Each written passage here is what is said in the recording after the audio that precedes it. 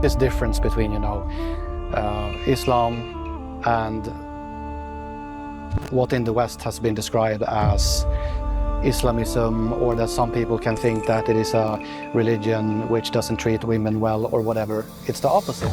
Islam says that you have to treat women well and you have to take care of them, etc. I think Islam is actually, in that sense, more caring for women than feminism is.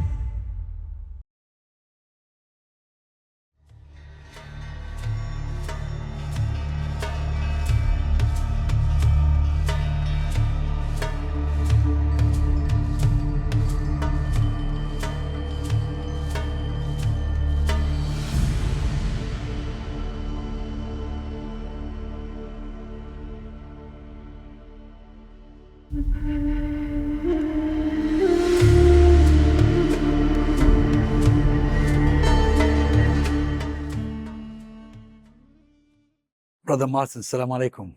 Assalamu alaikum. Wa alaikum salam. Now, you've been a Muslim since October 2024. Roughly, yes. Quite recent. Or actually a bit before that, but I converted formally in this mosque at that time. So what's the story? How did you become interested in Islam?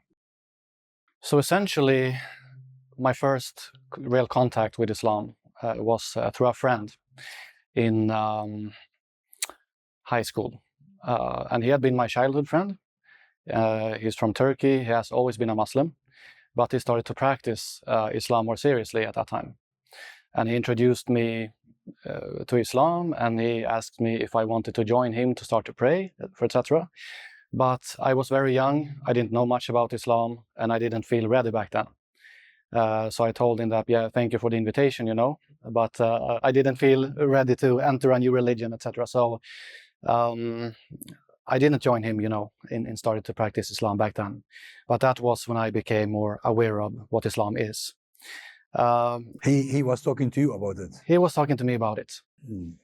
Then I would say it took all the way up until roughly 3 years ago, 2023, when a special person came into my life and who reintroduced Islam for me, you can say.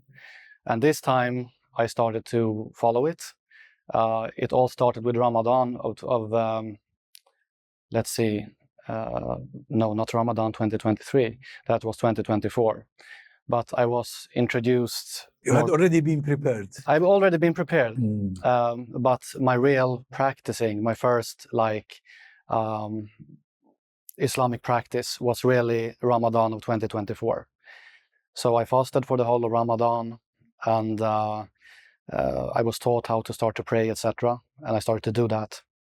And then I did the Shahada actually my first time at home in private. And I cried, which many people do, I know, when they convert to Islam. But I was all by myself. But then I came to the mosque here to convert formally also with witnesses and all that. And this person who introduced me to Islam was also here. So, yeah, that is the story of how I came to Islam. What were you before? What did you grow up in as a religion? Well, I grew up in a secular home with two parents who are largely secular, but educated. So I didn't grow up with any particular religion, actually. And I think it also maybe helped me to later on be open to Islam, because I wasn't strongly attached to any other religion before. And I've always had an open mind to new philosophies and new ideas, and to try to seek the truth. Where do we come from? What is morally right and wrong? And what is the foundation for morality, really? When you embraced Islam, you were living alone? Yes. So it was easy, nobody to... No, exactly. It was easy in that way. The difficult part was maybe to introduce it bit by bit for my parents and to people. What was the reaction? Well, my strategy have been essentially to introduce it part by part. To first tell them that, okay, now I have, celebrated Ramadan. I have fasted for a whole month. And, then to talk with them about Islam, what it is about, that the difference between Islam and Christianity, for example, which has been in this country for 1,000 years, is not as big as many Westerners, make True. it sound like. That's why Christians, in the eyes of Islam, are the people of the book, That is right. which That just is right. shows how there's a common ground between the two. Precisely. So I've had kind of a step-by-step approach in introducing Islam to my close ones, you can say. Eventually, they accepted it. Yeah, they have accepted over time that, this is now a part of my life, and they don't take issue with it by and large. At first, maybe they were a little bit afraid of that I would become an extremist or whatever, those common reactions. But when I tell them, in a measured way, in a scientific way, what Islam is about, they understand better that there is a clear difference between, Islam and what we in the West call Islamism, for example. Right. And are you on good terms with your parents now? I'm in good terms with my parents. Absolutely. That's very good. Yeah. What about your other surroundings, friends, other family members? Did you meet any challenges? Well, not all of my family knows that I'm a Muslim, There are some distant family that don't know about it because we don't have too much contact. And there are some other people, like ex-colleagues and things like that, who don't know about it either. So not everyone who knows me know about it, but the people that matter the most to me know. And I think the main challenge has been to explain, I think this difference between, Islam and what in the West has been described as Islamism, or that some people can think that it is a religion which doesn't treat women well or whatever. And to explain that, no, it's the opposite. Islam says that you have to treat women well and you have to take care of them, etc. I think Islam is actually, in that sense, more caring for women than feminism is. And to explain this in a scientific way and to show them the texts and show them maybe where they can search for Islam in an objective way. That has largely been my approach. But there were questions in the beginning. Absolutely there were, yeah. Though the term Islamism is a bit problematic because in many quarters it is used to really denote ignorance about a certain phenomenon. Yeah. I mean, why, for instance, there are certain extremist groups among the Muslims? That is right. It's because of politics. It's because of grievances. It's because of crises, economic crisis, political crisis. It's really, ideology comes in simply to justify things. But Exactly. It's not the original things. It's not original things, and this has been, I think, one of the biggest challenges to explain to people what is politics and what is proper Islam. Yeah. Once they understand that difference, it becomes much easier for them, is my experience. Because there are many people in the West, or most people in the West, they have never read the Quran. They only understand what is shown in media or what they read in the news. They may know a few Muslims, but yet, especially when you convert, they start thinking that something has happened in your life, or you've come in contact with people who maybe are radicalizing you or whatever. And you need to explain to them that, no, this was my choice, and this is the truth for me, and you become a better person when you practice Islam. It is a religion for peace and for good in the world. But it takes time to explain, to show the sources, and to convince them. But it is possible. Did it take you time to make the decision? I mean, did you have to first know a little bit more about Islam, read a little bit more? Yes. It took maybe a half a year or so. That's right. When you took it seriously? Yeah. So it came step by step, essentially. And since I converted formally after first having practiced Ramadan, celebrated Ramadan. Fasted the whole month of Ramadan before you became formally Muslim. That is right. I guess you were a Muslim, weren't you? Yeah, in spirit. Deep down. Deep down, that's right. And I also think that because there's nothing really formal about this. No, that's right. I mean, in Islam, if you believe in Allah, that's it. You can approach Allah directly. That's right. And I think that once you become a Muslim, once you start to practice Islam, you kind of get this inner compass about what's right and wrong. You really feel that when you are close to something which is haram or an environment where there's alcohol and such, you really feel bad on the inside. You start to feel that something is wrong when you are close to like stuff that are associated with, haram essentially. So that is something, and it makes you feel like you can't go back now. Right. Did you find it difficult to change your lifestyle? In one way, no. In another, yes. The thing that was easy for me was to, for example, I have never been into alcohol, for example. Many Swedish people are. You're not a drinker. I'm not a drinker. Most Swedes are, right? So that didn't have to change much. I did eat pork before, not too difficult to skip that. And then I have to watch out for certain things like that, things containing gelatin, etc. And that the meat should be halal, etc. So some changes in the diet. And then, of course, the biggest change to 5 daily prayers. It demands discipline, of course, at first. And you have to learn how to do it properly. You have to learn how to recite surahs in Arabic, etc. That, I think, has been like the biggest challenge, I believe. Outside of that, not too many difficulties, I would say. You're learning Arabic at the moment? I'm practicing now and then with my wife-to-be. Yeah. Is she an Arab? She's a Moroccan. Yeah. Okay. Is she the person you mentioned that she encouraged you or influenced you to? Yes. Yeah. Very good. Very good indeed. Now, how about the Muslim community? You embrace? You took the Shahada in this mosque here. Yes. How has the Muslim community been with you since then? Very welcoming.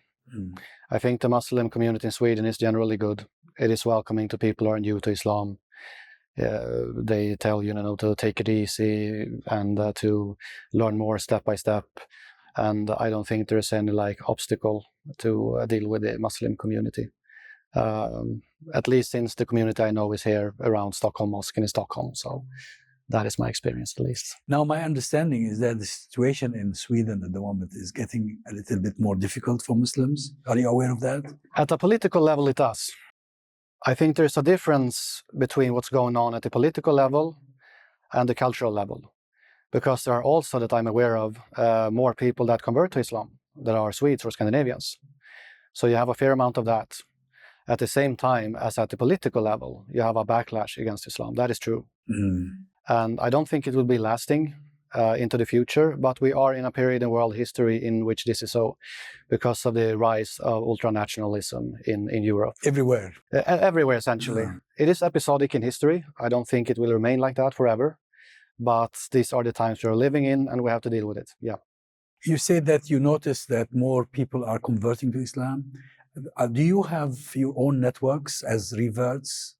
Is there such a thing here in Sweden? Because I know of similar things occurring in, for instance, the Netherlands, Britain.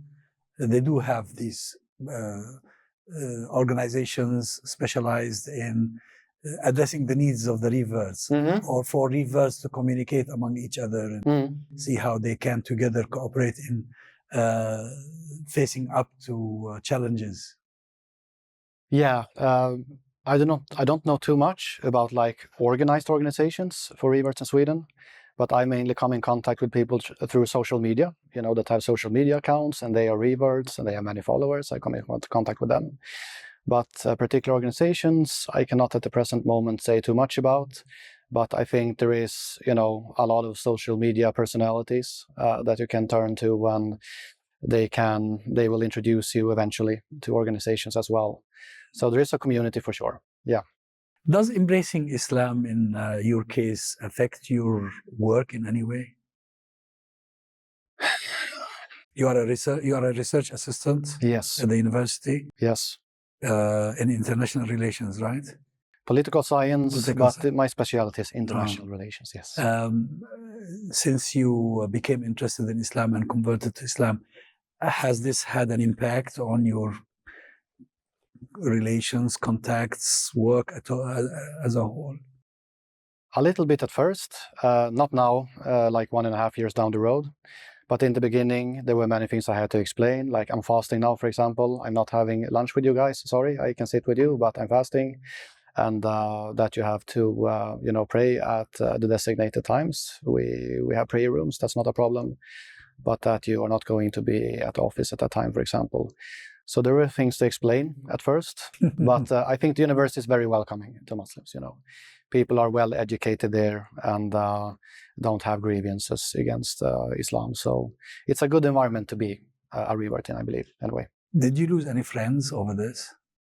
Sorry? Did you lose any friends as a result of embracing Islam? I have between 2 and 3 friends who have taken issue. I wouldn't say I've lost them completely, but they are a bit stubborn in their views on Islam. I try my best, to change their minds, but there's certainly been a bit of conflict with them. Yeah. Yes. Yeah. Are you still in contact? We are still in contact superficially. Yeah. Mm-hmm.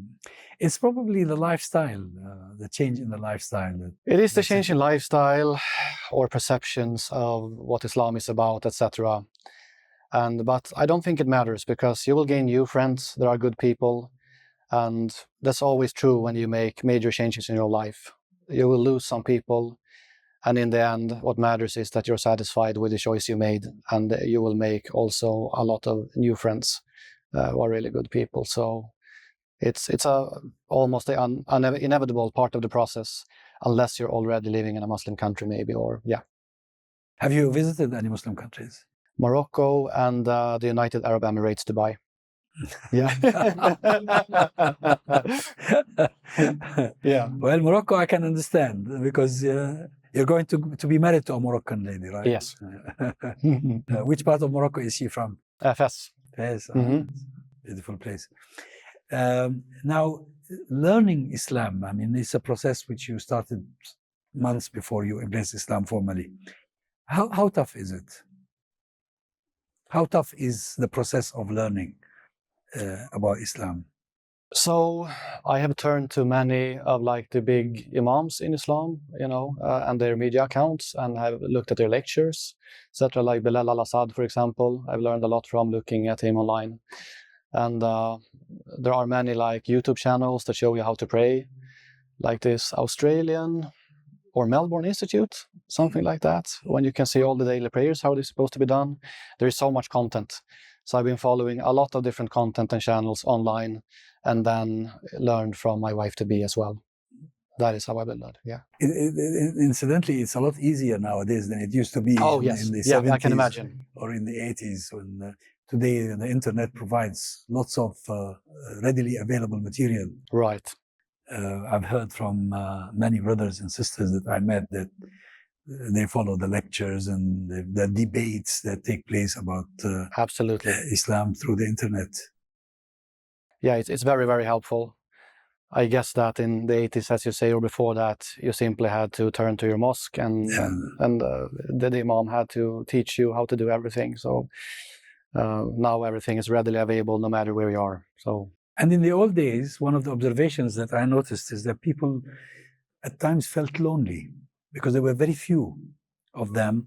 And sometimes Muslim communities were not as welcoming or as attentive. Of course, usually Muslims are very happy to see a new face in Islam. Yes, I have experienced that. Yeah. When you go to Morocco or the Emirates and you tell them that you're a Muslim, they always become very happy. Yes, they become very happy, yes.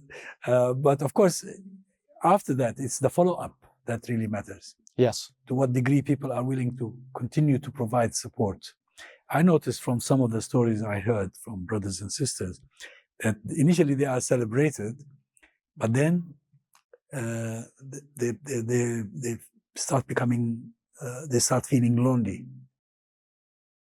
Yeah, I can imagine that. I think I was a bit lucky maybe because I was in contact already. Well, I had my wife-to-be then that has been with me all along. So I've always had at least one person by my side, in this. That's very helpful. It's very helpful. But I can imagine, and I know from people who didn't have that and converted all by themselves, let's say, that it can be a bit lonely and in that case, I think they should go more often to the mosque or have contact with their local imam, etc., and turn to online communities, etc. And eventually, they will find their spouse as well with time, and they will be in contact with or get new Muslim friends. But of course, it can be an interlude there between the time you convert and a few years later when people feel lonely. I can understand that. Yeah. How did you become acquainted with your wife-to-be? When did you meet her first? Let's see. Here in Stockholm? It was in Stockholm, indeed. Yes. Yes. So she's been living here. She's been living here for many years, indeed. Yeah. That's. I can imagine it's very helpful. It is very helpful. And she is religious herself. She's observant. Yes. Otherwise, maybe because Islam has always been, in my perception, very important to her. It was obvious early on when we met. She started to talk a lot about Islam quite early on. And you met her family? I have met her family, indeed. Very nice people also. They're all practicing Muslims. I mean, so I think if she had been just a cultural Muslim, if you understand what I mean, there are many people who are raised as Muslims, but maybe they don't pray, for example, etc. In that case, maybe I wouldn't have converted, or maybe I wouldn't have been going all in the way I've done. But it was precisely because she was practicing, and she introduced Islam in a serious way, and emphasized the prayers and Ramadan and all that. That really made me consider Islam seriously as well. And your family has been introduced to her as well? Yes. So both sides? Yes. When do you plan to get married? We're thinking about, at earliest, next year. Inshallah, we can make it happen next year, but next year or 2028. Yeah. Well, inshallah, I really wish you a very happy life. And it's been a great pleasure talking to you. And, the same. Many thanks for coming on such a snowy day in Stockholm. Thank you so much. To meet us. It's a great pleasure. Thank you. Thank you.